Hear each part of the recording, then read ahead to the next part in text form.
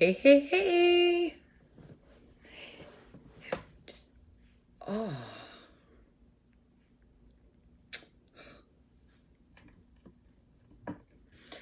Who is out there today? Hello, Chantel. Welcome, welcome. Hello, Newman. Thank you very, very much for tuning in. Hello, Heather. How are you today? If someone can comment that they can hear me, that would be great. Hello, Stephanie. Don't forget that if you're tuning in right now, you're watching me live. The little red button will be up in the corner, so if you can comment live, that'd be fantastic. And if you're watching this later on replay, that little red button won't be there. So when you get in, hashtag replay. And that's it. So, all right, it's Saturday. And I'm very excited because Saturday means I get the weekend off. So, as many of you know, I do my cooking show usually Monday to Friday, 5 p.m. And because it's the weekend, it's Saturdays and Sundays, I'll be doing a makeup schmakeup instead. However, I'm still here doing my What's in the Cup. And I wanted to take a minute to thank everybody for tuning in. My husband, Newman, was very fantastic and made me a nice German chocolate cake mocha with Rolo hot chocolate. Super good. So, as you can see, I purchased myself a beautiful cup. And it says, be yourself. And that is what we're talking about today, just being ourselves. Good morning, Louise. Oh, good afternoon, actually. I hope that you're doing well today. Hello, Joanne. How are you today? Thank you very much, everybody, for tuning in. So, as everybody knows, I've started my new live show, and it's called What's in the Cup. And I'm usually here. I'm here Monday to Sunday. That's my plan. I'm going to be here Monday to Sunday because I want to just hop on here every single day and just talk to everybody, see what you're up to, and hopefully someone out there will get an encouraging word from my post, because every single day in this world, we go through different things. Good morning, Lemon. Good morning, Sue. I hope that you're both doing very well today. Don't forget to hashtag live when you get in. So continuing on, I find that there's a lot of negativity in this world, and it's hard to believe in yourself, because if you grew up like I did, you're going to have your own story, right? And when I was little, I was never encouraged a whole lot. Now, my father was what I would consider the disciplinary, and my mom was what I would consider the referee. My dad would overstep his bounds when it came to punishment. And it wouldn't just be anything like, you're grounded for a week, or you can't go outside and play with your friends for a couple of days. Simple things like, for example, and again, not that I did not deserve the punishment, because I did wrong, but I was also a child, and I think that's the important message here. One day, I was selling chocolate-covered almonds. We were living in Sault Ste. Marie, and at the time, I was in grade 5 or 6. And we came home just like many children do these days. And I had chocolate-covered almonds, boxes of them, to go around to sell, to do charity fundraising for schools, because we were in a choir and we were actually going out to participate in a national event. So I brought home all these chocolate-covered almonds. And because we lived at the time in Sault Ste. Marie in an apartment building where there were several people that lived in there as well. Good morning, Stephen. Thank you for tuning in. I hope that you're doing well today. Hello, George. So when I got home with these boxes of chocolates that we were going to be selling for our school fundraising, I was super excited about it, and I went door to door in our apartment building, and I believe there were about 60 apartments. So I pretty much sold out of chocolate bars. And it got to a point where I had to start bringing extras home because people wanted more. They were excited about it, about these chocolate covered almonds. So I did really, really well that year. And although my mom and dad also purchased some of these boxes of chocolates, we each had 2 boxes. And my parents stored their extra boxes of chocolates in the fridge. Good morning, Linda. I hope that you're doing well today. Don't forget to hashtag live in the comments when you're here. Hello, I hope it's Steven. It could be Stefan, the foodie guy. Hope you're doing well today. Hello, Dina. Thank you for tuning in. Don't forget to hashtag live when you get here. And anyways, like going on with my story here. So my parents had bought 6 boxes of chocolate covered almonds, and I absolutely loved those chocolates. I still do. I'm not gonna lie. I'm gonna be honest. Chocolate covered almonds. Addiction. Everybody's got addictions, right? Comment 1 if you are a big chocoholic like I am. So, anyways, going on.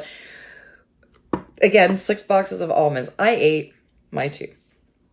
And my mom, again, being the referee in the family, knew that I was out of chocolates. So she had given me a couple in her, of hers to share with me when she was eating them one day. And then my chocolates were gone and Mom's chocolates were gone because she shared them with me. But because I was going through other things in my life, my dad being abusive and so on and so forth, I found comfort in chocolate. And I turned to junk food a lot. And when things were going wrong in my life, that's what I turned to. So knowing that, Dad still had chocolate sitting in the fridge, and I knew that it was a no. We were not allowed to touch them because they were his. I had mine. Mom, I had finished them. Mom had hers. She finished hers, shared some of them with me. Those were his. We were not allowed to touch them. Plain and simple. One night, Mom had gone out, and I was left at home alone with Dad. And it ended up being one of those abusive nights. So the next day, I woke up and I was angry because I was only maybe 11 years old at the time. Actually, I was a little younger than that. I was probably closer to 9. Either ways, I had just finished being abused by my father the night prior, and I was angry. And I thought the way to get back to him, because I wasn't allowed to tell, just like any victim that's out there that's been abused in any way, shape, or form, you tend to hide the fact of what's going on because you're scared. Someone's instilled some kind of fear into you to not tell.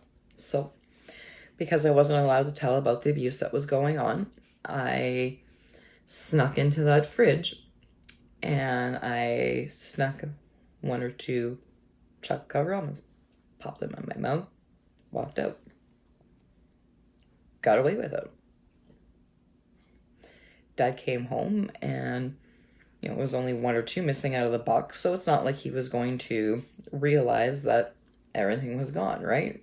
So this went on for a couple of days, and eventually that box obviously started to get a little bit lower. And that's when Dad caught on that it wasn't just him eating out of that box of chocolate covered almonds that were officially his. So he questioned Mom, and Mom said that it wasn't her. And of course, he believed her. Why wouldn't he, right? It's his wife. She's not going to lie to him. So then, being an only child, I was the next obvious suspect in this case. So when it came down to them figuring out that it was me that was sneaking in the fridge and taking that chocolate. Dad put the hammer down. And like always, because he was the disciplinary in our family, he always went above and beyond. Now, I understand that, I made that mistake and I shouldn't have touched those chocolates by any means. I know that now. But back then, I was little and I didn't know exactly what was going on, and I didn't know how to speak out. I didn't know how to raise my voice and tell people that there was something wrong in my life. And I did little things like taking chocolate-covered almonds so that I would get in trouble, so that maybe, hopefully, someone would pick up on the fact that, you know what, she's normally not a bad kid. She listens, she does her homework, she goes to bed when she's supposed to, she doesn't disobey the rules. Why is she doing this, right? There's got to be a reason. But unfortunately, that experience ended up turning into a punishment, and it was a punishment that really made me sit back and think, even at the age of 9, that when I got older, I was not going to do that to my children, because I did not want my children growing up the way that I was growing up.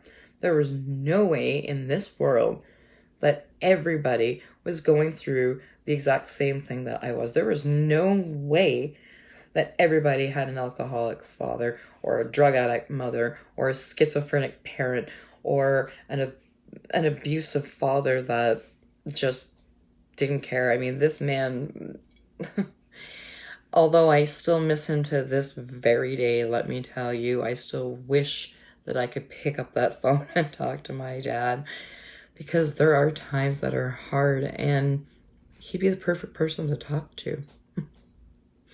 And although that man put me through hell and put my mom through hell, I would still welcome him in my home to this day, because I've been able to heal from my past, thankfully. Now, the thing is that not everybody gets to do that, right? So my dad's punishment was I was grounded for a month. A month. I was not allowed to go outside. It was during the summer. There was like end of spring going into summer, because we were still in school. I was not allowed to go outside with my friends. I had to leave school and be home precisely at 3:15. If I walked in at 3:15.1 second after, my dad was sitting there timing. And if I got in 1 second later, I got an extra month of grounding. Not a week, not a day. And that grounding made me realize, because I sat in my room, because he didn't just take my friends away from me and tell me I couldn't go outside. He took everything out of my bedroom, everything. Now, I'm not trying to complain here, because I was fortunate than other children, but not because my parents were well-to-do by any means. I was, in some people's eyes, spoiled. Sorry about the nail polish thing there. I was in what most people would consider, again, I was a spoiled child, because I had a 10-speed when they first came out, because I wanted one. I had a TV in my room when I was about 9-10 years old, so that if mom and dad wanted to watch the news or a hockey game, because it's something that I wasn't particular in enjoyed watching, I could go in my room before bed and put on a Disney movie. We didn't have VCRs back then, of course, but we had cable. And I can understand how people would misinterpret the fact that I was spoiled because I had a TV in my room, or I had a 10-speed bike after it came out that day and I had one sitting in my yard. But every single one of those gifts came with a price. A big price tag. That 10-speed bike that I got, that came from guilt of my father raping me the night before. The TV that I had in my room came from the guilt of my mom seeing how hurt I was because my dad was always punishing me. And she knew deep down that I was a good kid. The roller skates or anything else that I got as a child, every single one of those items came with a price tag. And not a price tag because, it was $99 in the store at the time or whatever, but I knew that getting that bike or getting new clothes, because it wasn't school time, that all meant that it led up to something bigger. And throughout that, I learned that people aren't always as they appear. And throughout my years of growing up, I struggled believing in myself because I was always belittled. I was always told that I was never going to amount to anything. Now, comment one, because I'm sure that if you're watching right now, whether you've been physically abused, sexually abused, mentally abused, you've heard that comment, right? You're not going to amount to anything. We've all been there. And those are some pretty powerful words, because when we have our own children, we want them to believe in themselves. We tell them every single day, you can be anything that you want to be as long as you believe in yourself. And it's true. You can. You really can. You want to be a doctor? You go out there and be a doctor. You study hard. You get that education that you need. And you do what you need to do to become a doctor or a lawyer or a veterinarian or whatever your goal in life is. But what happens when you're told those very words, that you can become anything that you want to if you only believe in yourself? And then in the very next sentence, you're told you're never going to amount to anything.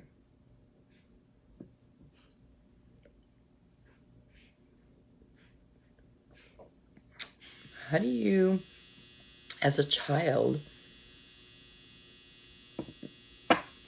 decipher the two?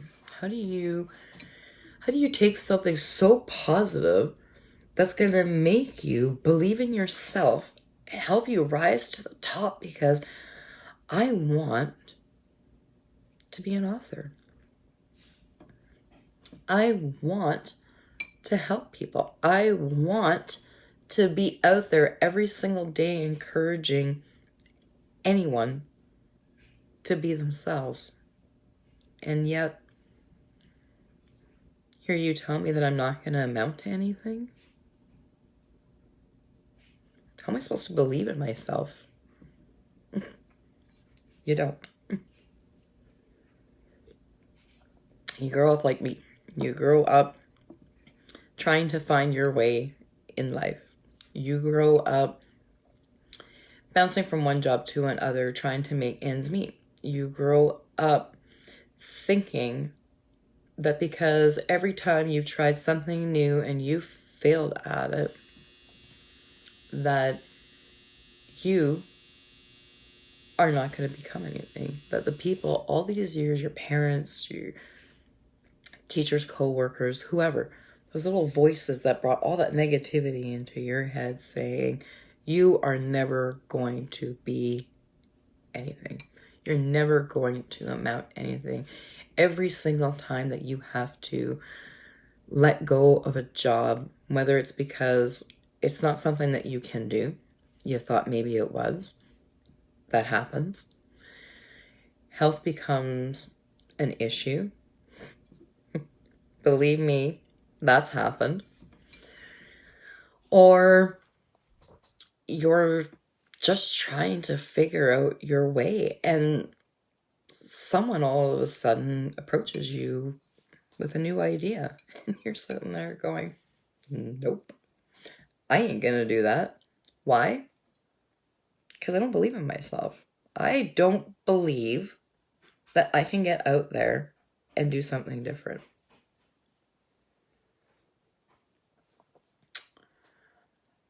Sending that message to ourselves, because it's something that we've grown up listening to our entire lives, plays a very, very big impact on who we become. However, I am here today to tell you that you can change that, because I have. I want to show you that you can believe in yourself too, because believe me, coming from this, being a victim of a past that I never asked for, being a mom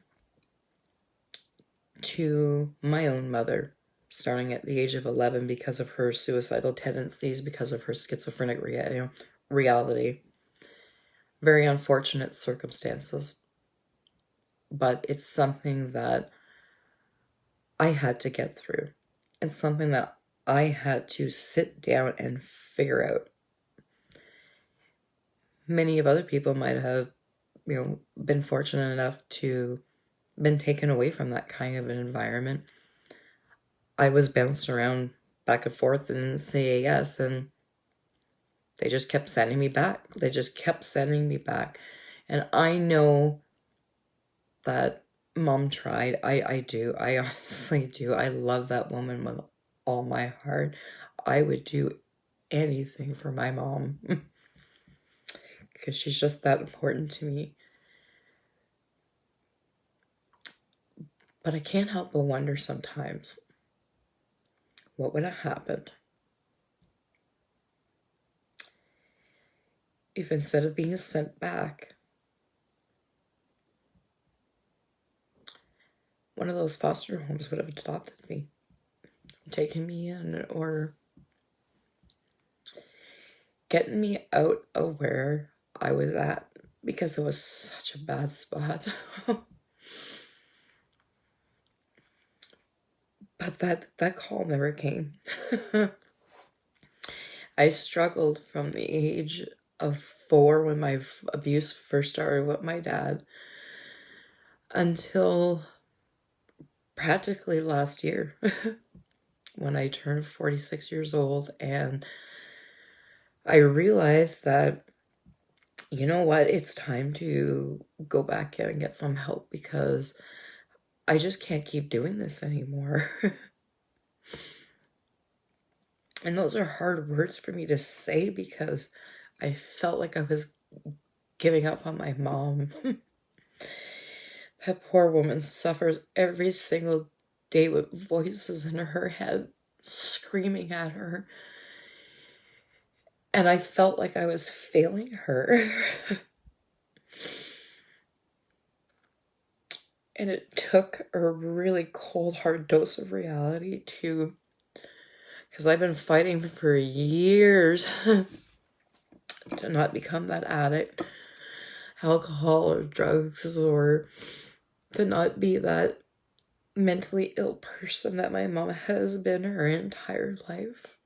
I fought depression. And it wasn't until last year when I decided that once again I needed a little bit of help.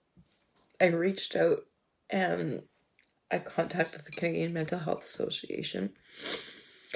And I was very, very glad that they answered my call, because although my situation was completely different than other people's, I needed help. And I needed to understand that I still wasn't alone in this world, although my situation is unique from others. It's different. Everybody else struggles in their own way. And although I was struggling with trying to get out of that depressed mode, and I knew the signs because I've been there before, I wasn't sure what exactly this group was going to give me at the same time, because again, I had already moved past the fact of my child abuse. I had dealt with that. I gone for counseling for it. I was encouraged many of times by many of people to write my story, and I did. So that part of my life is behind me now. And that's why I could sit here today and say that although my dad's been gone for 25 years, I was still there at his bedside when he died, and I miss him every single day. And I think that it's difficult for people that are victims themselves, or people that don't understand what it's like being a victim of that type of abuse, how they want that person more in their lives. And let me tell you, it's because that person has rejected us our entire lives, or treated us badly, and we knew that we didn't deserve that. Nobody deserves that. But with programs and help, my dad stopped drinking. He went to AA. He changed his life around. And I was very blessed that he did, because I got to spend those last 9 years of his life with him, seeing how much of an awesome person he truly is. And I know that my book, Living Past Being a Victim, scares a lot of people. Family that I've just gotten back into my life recently, that have read it and that are seeing for the first time what my dad was really all about, because they didn't see that. They did not see that side of my father. They saw, I'll tell you what they saw. They saw a man that he drank. Everybody knew it. He never hid that fact. They saw a man that loved to party, that loved to have fun. He was a very easygoing, outgoing. He was always the life of the party, honest to God. He was. It was nothing for my dad to be that man that everybody wanted to have in their life, the fun man, the one that he was the family man. His family never went without. There was always a roof over our head. There was always food in our stomach, and there was. Believe me, there was. But what they didn't see was the behind the closed door father that I had. So them reading my book, Living Past Being a Victim, was probably a huge shocker for them, and I apologize for that. But I want you guys to know that in the end, the man that you guys knew, or the man that you guys saw every single day, the cheery,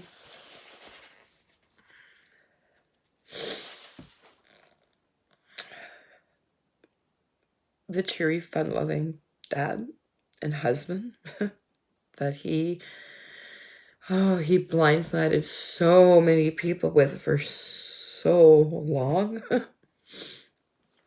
He became that man. He became that awesome father.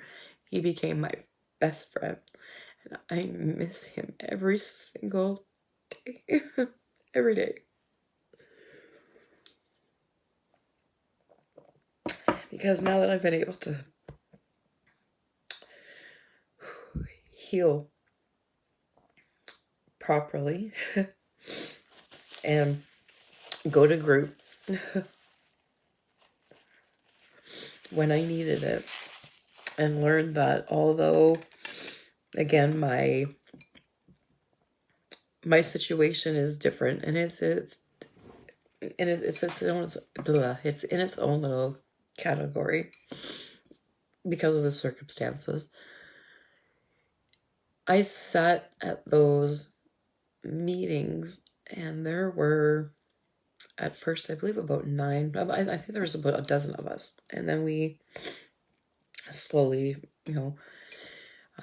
dropped out. There was a few that ended up dropping out because of whatever reasons. It was winter, kids were sick, blah blah blah, couldn't make it to it just wasn't the right time for them to be able to get a full lesson of what they needed. But I sat through every single one of those meetings, and I listened to all of these beautiful people, mostly women. We only had one guy in our group. And I sat there and I listened to every single one of their stories every week that we met. And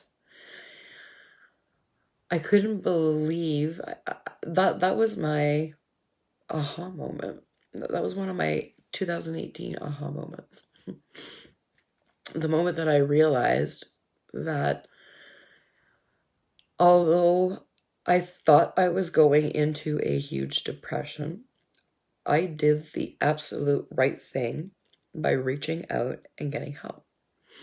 Because sitting in those meetings helped me realize how much further along I was than I actually thought. Just because I had to learn things on my own, right? I had to learn how to be strong on my own, because I didn't have a whole lot of guidance. At the age of 11, I was starting to raise my mom. I still take care of my mom to this day. She's 70 and I'm 46. I've been doing this for 35 years. That's a long time. And I'll keep doing this until her time is no more. And I know it's starting to dwindle a little closer as years fly by us. But it helped me gain some perspective back, going to that meeting and watching other people with their struggles and learning that I'm a lot further ahead than I thought. And although I honestly thought that I was going into a depression and I didn't want to go off that deep end because I've been suicidal. I was 16 the first time I tried taking my own life, and I almost succeeded. And I don't want to be that person anymore. I'm not that hurt little girl anymore. I'm 46 years old, and I'm finally starting to learn now what believing in myself is all about. And it's happened because of different reasons, because of reaching out and finding that help that I needed, and making me see that maybe I'm not as depressed as I thought I was. Maybe I'm just going through some stuff. Because when people label themselves, or a doctor labels you, it kind of takes over your identity.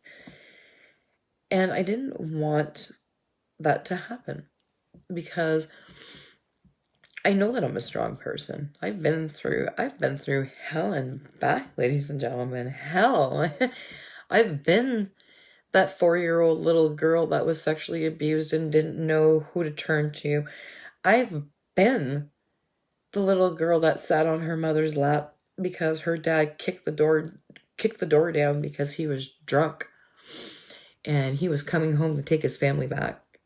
However, when he got there, he changed his mind and decided that he didn't want to live anymore, and he decided that we weren't going to either. So when he kicked that door down on my 5th birthday, think about that for a second.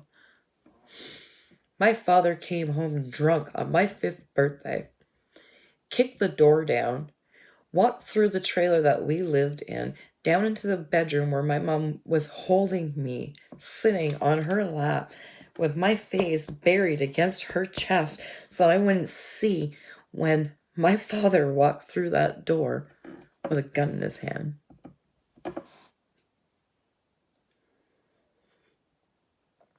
And if that wasn't enough, he pulled the trigger. Thankfully, my uncle and my grandfather saved our lives that night, because I wouldn't be sitting here telling you that story right now. Plain and simple. That's why I grew up not believing in myself, because I was told all my entire life that I would never amount to anything.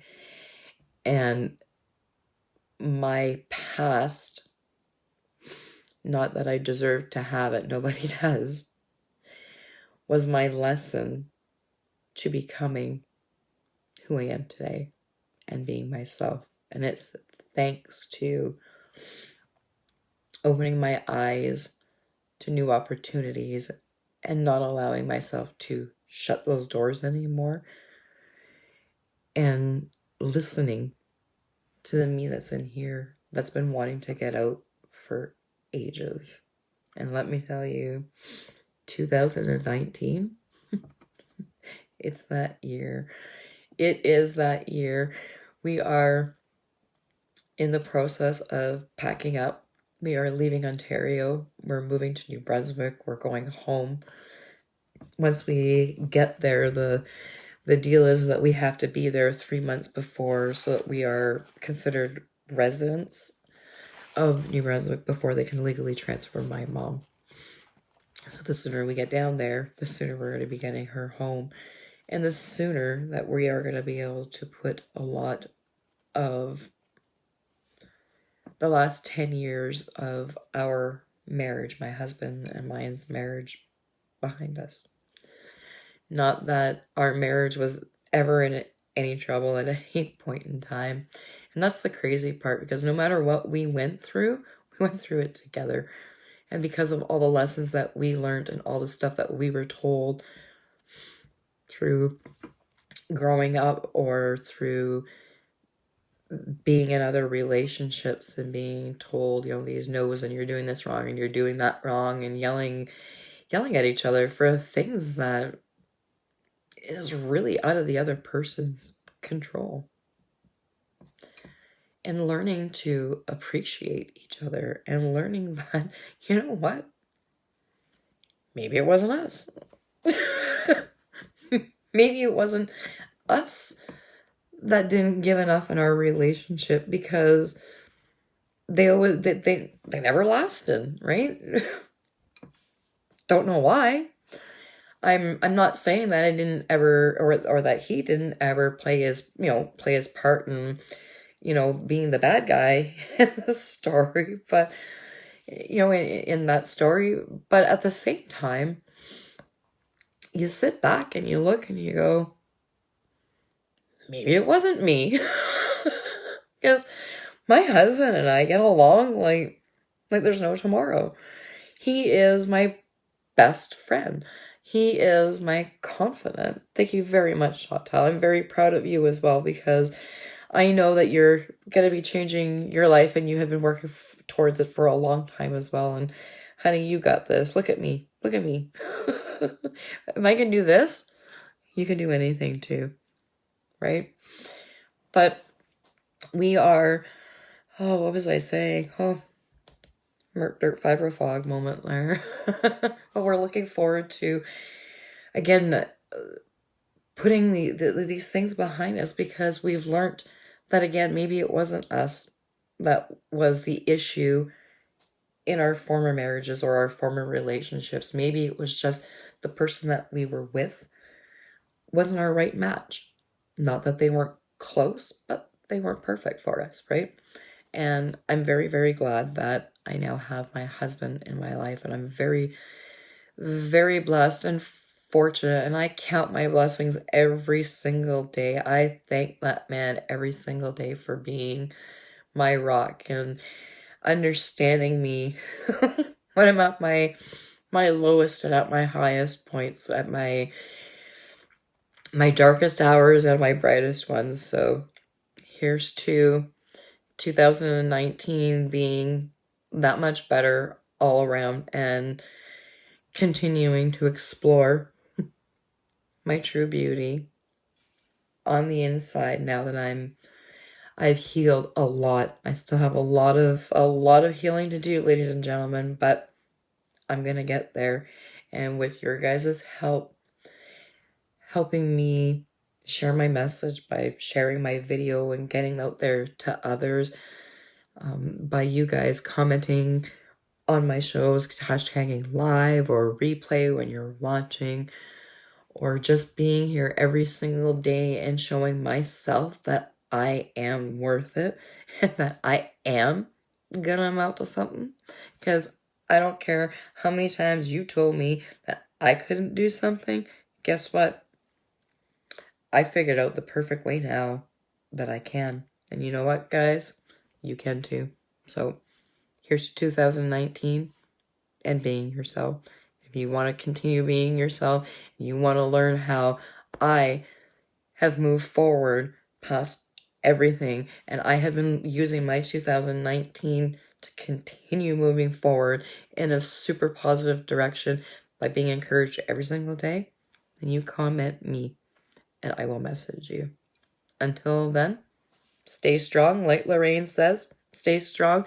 Thank you very much for watching.